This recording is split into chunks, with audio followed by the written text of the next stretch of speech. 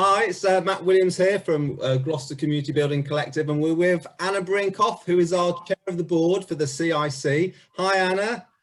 Hi, Matt. How are you? And thanks for interviewing me. Oh, that's fine. We chatted to Rich last week. We wanted today, though, just to have a bit more of a formal sort of push into what the ED role is, what the executive director role is, and the type of person. So I've got 7 questions, if that's all right. I'm going to ask you questions, no pressure, and just feel free to answer those, and we'll try and keep it fairly brief as well. So the first question, so what does this role involve, the executive director role?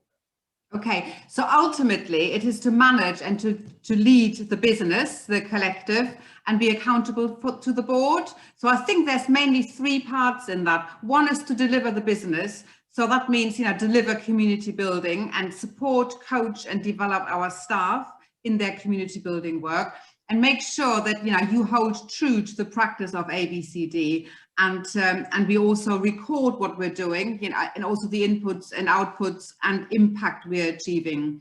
And then the second part is to make sure we've got the right processes in place. So that's very much about clear financial monitoring and management, fundraising, and making sure the business is compliant legally, and with HR legislations, GDPR, and all of that.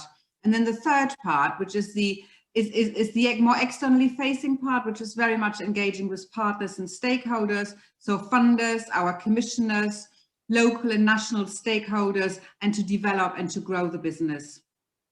Brilliant, excellent. You talked about fundraising. So where does the income come from? That's often a question people will ask.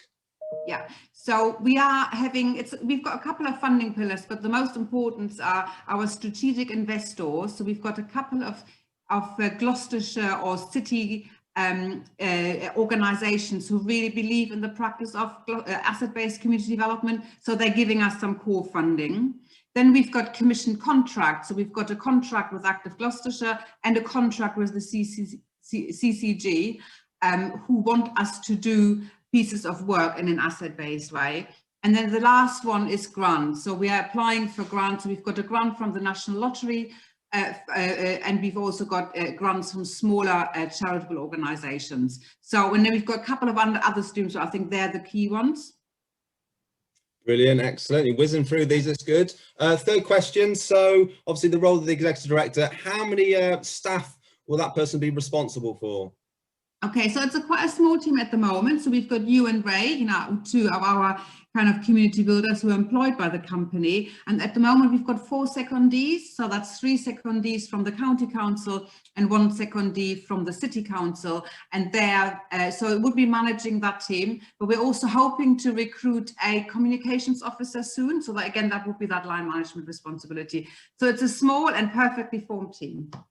Brilliant. Next question, what kind of person are you looking for? Obviously, maybe people are watching this today. What are the skills, qualifications they need?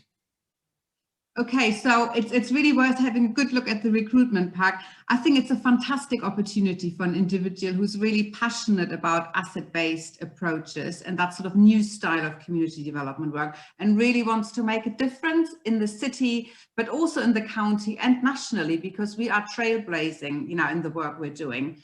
I think we need a really good all-rounder, but the person needs to have some experience in either managing an organization, so perhaps a small charity or a service, probably, with a budget of, £200,000. So we need someone who's got a bit of a sense of, managing budgets, policy and procedures, and also dealing with the board, because the person will be responsible to dealing with the board.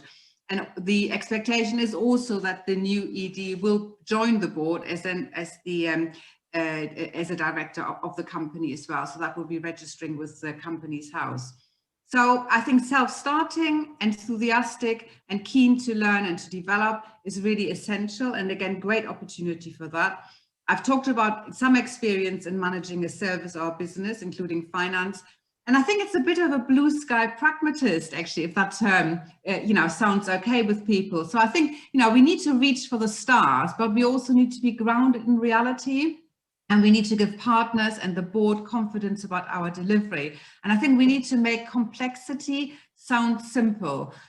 So I think it's, an ambitious, dynamic self-started individual. I think it'll be a brilliant opportunity, actually.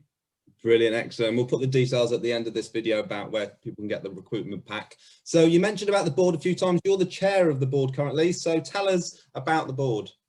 Okay, so the board, we are 6 at the moment, plus the executive director. We've got a pretty new board. So we've got senior experienced members from, from health, from the voluntary community sector, from a charity. We've got, community activists as well. And then we've got one board member from the city council. So it's a, we've kind of constructed the board quite carefully. We've done a skills audit and we wanted to cover certain areas, including comms, including, social policy work, including fundraising and finance, etc. So we've got a really good experienced board, all very nice people as well, all very passionate about asset-based approaches. The board meets twice a quarter and our responsibility is to, I guess we're ultimately responsible for the company, that it does what it should do, it delivers its memorandum and article of association, and it is financially viable and sort of legally compliant, and that we are a good, employer and so on. So that's the board, and board meetings are quite short. I think for the ED, they will need to support the board and help with the preparation of board papers. And we obviously do the financial and performance monitoring, but we also have, we will have a strategic review. We will talk about our work best. So it's a range of things we'll have to do. And again, supportive, but also kind of challenging, but in a supportive and in a good way to, to drive improvement and to make sure we are compliant and deliver what we want to deliver for the people of Gloucester. Brilliant. 2 more questions.